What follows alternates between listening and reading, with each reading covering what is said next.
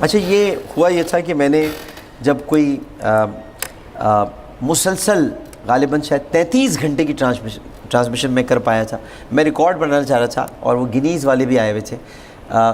Guinness book of world record میں 41 گھنٹے کی ٹرانسمیشن کا تھا تو 33 پہ کر چکا تھا. اور میں شاید مزید کرتا لیکن امجد صابری شہید ہو گئے تھے تو ہم نے وہ ٹرانسمیشن ٹوٹ گئی تھی ہماری.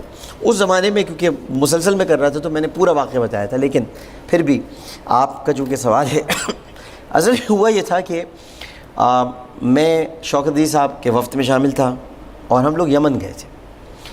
یمن سے ہمیں سعودی عرب جانا تھا.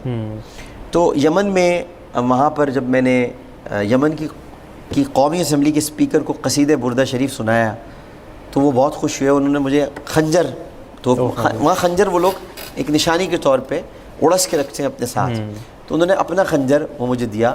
تو شوکت عزیز نے مجھے بتایا کہ شوکت عزیز صاحب پوری دنیا گھوم چکے ہیں اور کئی جگہوں پر انہوں نے ان کا معاشی نظام درست کیا ہے کئی ممالک کا. تو مجھ سے کہنے لگے تمہیں پتہ نہیں ہے یہ انہوں نے تمہیں بہت بڑا تحفہ دیا ہے. اچھا ٹھیک ہے چلو. میں کہنے لگے مجھے لگتا ہے تمہیں بڑے طائف ملیں گے ابھی. اور ہم لوگ پھر سعودی عرب چلے گئے.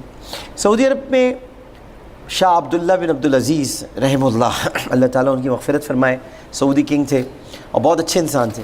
میں پرسنلی ملا ہوں تو میں جانتا ہوں. اسی طرح شہزادہ سلطان, دونوں سے میری ملاقات ہے. تو ہم ان کے پاس گئے تو ان کا بڑا فارم ہاؤس ہے.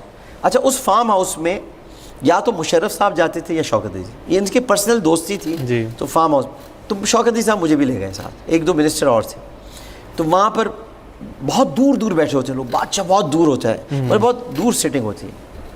میں نے وہیں سے یہ شوکت صاحب سے کہا بادشاہ سلامت سے کہیں کہ ہمارے لیے خانہ کعبہ کا دروازہ کھول دیں, خانہ کعبہ کا. تو خیر وہ کنگ نے دیکھا اور اس نے مسکرا کے انہوں نے بتایا کہ عربی ٹرانسلیٹر تھے ہمارے بحر اللہ ہزاروی صاحب, وہ آج حیات ہیں, وہ آج زبردست, وہی جاتے تھے, ان سے پوچھا جا سکتا ہے. بلکہ وہ آئے تھے ہمارے پروگرام میں, واقعہ انہوں نے بیان کیا تھا. انہوں نے کہا حج کا موقع ہے اور 11 دن بعد حج ہے, تو اس وقت خانہ کعبہ کا دروازہ تو نہیں کھل سکتا, رش بہت ہے. تو انشاءاللہ تمہارے لیے بعد میں, یہ مجھے انہوں نے پیغام, تو تم عاشق لگتے ہو, یہ لفظ بولا عاشق. لوگ کہتے ہیں اہل عرب عشق کو نہیں جانتے.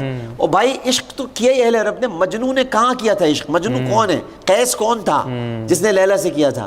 تو عشق تو کرتے ہی اہل عرب ہیں. تو انہوں نے مجھے کبھی تم عاشق لگتے ہو تو بعد میں کبھی کھول دیں گے. اب میں بڑا دل میرا محسوس کے رہ گیا. تو خیر شوکت عزیز نے مجھے بعد میں ڈانٹا کہ یار اس طرح تھوڑی بات کرتے ہیں اس وقت میں نے کبھی آپ تو آئیں یہاں پہ اپنے چیمبر آف کامرس میں صبح چلے جائیں گے, ادھر چلے جائیں گے, ہمیں تو کچھ آتا نہیں ہے, یہ سیدھی سی بات ہے. مذہبی امور ہم جانتے ہیں, وہ ہماری ملاقات اوقاف کے منسٹر سے ہونے والی ہے, وہ حج کا کوٹا ووٹا پاکستانیوں کا سیٹ کرنا ہے. تو ایٹ لیسٹ ہم نے کہا بھائی یہ ہو جائے گا. کہہ رہے بھائی عمرہ ہو رہا ہے نا تمہارا, عمرہ ہم لوگ یہاں سے کرنے چلتے جب ریاض سے پھر عمرہ کرنے کے لیے گئے. عمرہ کیا, خیر عمرہ بہت اچھا ہوا ماشاء اللہ. عمرہ ہمارا انہوں نے اپنے گھیرے میں لے کے کرایا. پھر ہمیں انہوں نے اوپر لے گئے, یہ صفا محل کہلاتا ہے. صفا محل کے بالکل کھڑکی کے سامنے خانہ کعبہ نظر آتے ہیں, تو ہم نے وہاں دیکھ کے دعائیں کی, سب ہو گیا. تو میں نے شوکت عزیز صاحب سے کہا کہ دوبارہ کوشش کریں نا یہاں کسی سے کہنے لگے یار تم نے وہاں بات کر لی, نہیں ہو سکا. این اسی وقت جو ہے شوکت عزیز صاحب کے پاس فون آیا. اچھا مطلب یہ این اس سے مراد ہے کہ بالکل اس ٹائم نہیں, اس کے کچھ دیر بعد ہم, کیونکہ پرائم منسٹر الگ تھے, ہم ظاہر ہے کہ ہم منسٹرز تھے تو ہم الگ گاڑی میں تھے. تو ہم وہاں سے جدہ روانہ ہو گئے. جیسے ہم جدہ پہنچے اپنے اپنے ہوٹلز میں تو شوکت عزیز نے مجھے بلایا. اس کے بعد ان کے پاس گاڑی میں فون آیا تھا, کہ لیں وہ تم نے کوئی دعا کی تھی وہاں پہ. اچھا بہت زبردست آدمی ہے شوکت عزیز, میں آپ کو بتاؤں بہت زبردست. شوکت عزیز کا یہ کوئی 117واں عمرہ تھا. اچھا جی 117واں 117. اچھا. اور شوکت عزیز صحیح جو ہے وہ بھاگ کے کرتے ہیں پوری. اچھا یہ لوگوں نے بھاگ کے پوری. اچھا. اب ہر آدمی نہیں جانتا نا کسی کو, بس آپ نے برا کہنا ہے تو کہہ دیا. اس نے اتنے عمرے کیے ہیں, وہ صحیح پیدل کرتے ہی نہیں. مطلب جہاں بھاگنا ہوتا ہے, یہ اس کو کہتے ہیں اخذر, اس کو کہتے ہیں اخذر میلین. اس کے دوران جو ہے یہ یعنی سبز ہری لائٹ ہے, اس کے درمیان وہاں بھاگنا ہوتا ہے. یہ پوری صحیح بھاگ کے کرتے ہیں, یہ کر چکے ہوتے ہیں اور ہم لوگ کر رہے ہوتے تھے. مطلب یہ ان کی پریکٹس تھی بھائی. تو کہہ لیں تم نے کوئی دعا وغیرہ کی تھی؟ میں نے کہا نہیں, کیوں کیا ہوا؟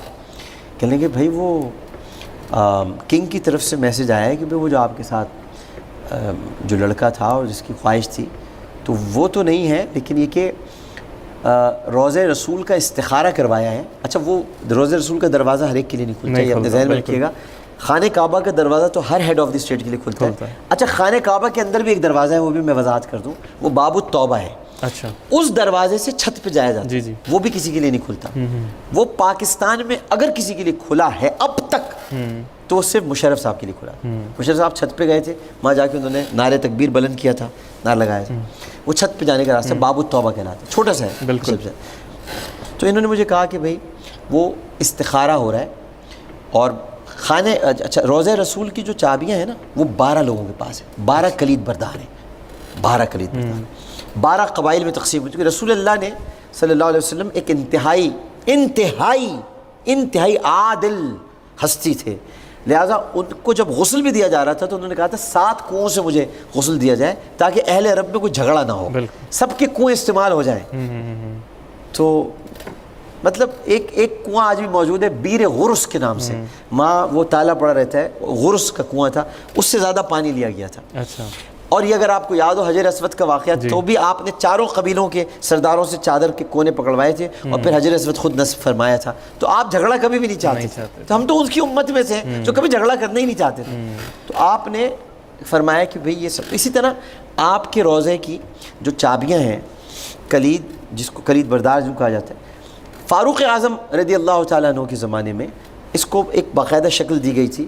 اور چونکہ ام المومنین سیدہ عائشہ صدیقہ رضی اللہ تعالیٰ عنہ وہاں رہا کرتی تھیں تو اس کو یہ نہیں کہا گیا تھا کہ کوئی سرکاری اس کو جگہ لے لیا جائے. لیکن فاروق اعظم کی شہادت کے بعد جب آپ نے ان سے ریکویسٹ کی تھی کہ میں اپنے دوستوں کے پاس آرام کرنا چاہتا ہوں, تو پہلے آپ نے مسترد فرما دی تھی یہ درخواست, کیونکہ آپ نے کہا تھا جگہ میں نے اپنے لیے رکھی ہے. تو آپ نے کہا ام المومنین نے منع کیا تو منع کیا ہے, لیکن بیٹا جب میں انتقال کر جاؤں تو ایک مرتبہ پھر عائشہ سے پوچھ لینا, شاید وہ مجھے اندر آنے دیں. تو پھر دوبارہ حضرت عبداللہ ابن عمر نے ریکویسٹ کی تھی تو حضرت عمر کو وہاں لے جایا گیا, تو انہوں نے پھر چھوڑ دی تھی جگہ. اس کے بعد پھر وہ پردہ کرنے لگی تھیں کہ بھئی اب عمر یہاں. تو حضرت عمر اور حضرت عثمان کے دور تک یہ, اس کے بعد اس کو ایک درجہ دیا جانے لگا. تو حضرت عائشہ بھی چونکہ وہاں پھر نہیں رہا کرتی تھیں, پھر انہوں نے منتخب کر لیا تھا مدینے میں ایک گھر, تو اس کو تحویل میں لے, تو اس کو پھر دروازہ بنایا گیا, پہلا دروازہ لگا تھا وہاں. تو اس کی پہلی چابی تھی, اس چابی کی 7 چابیاں بنوائی گئیں.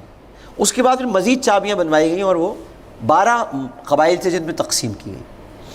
پھر نور الدین زنگی کے دور میں یہ چابیاں گھٹ کے جو ہیں وہ 7 رہ گئی تھیں دوبارہ سے. اچھا. نور الدین زنگی کے دور میں, یہ میں آپ کو اس لیے پوری ہسٹری بتا رہا ہوں تاکہ آپ کو سمجھ میں آئے. نور الدین زنگی کے دور میں 2 یہودیوں نے کوشش کی تھی کہ نبی کریم صلی اللہ علیہ وسلم کے روضہ اطہر تک پہنچ کے, یعنی سرنگ بنا کر ہم جست خاکی وہاں سے نکال لیں اور یہ اعلان کر دیں کہ یہ تو خالی جگہ کو پوچھتے ہیں, یہاں تو آدمی نہیں ہے, کوئی کچھ ہے ہی نہیں, جست اطہر ہی نہیں ہے.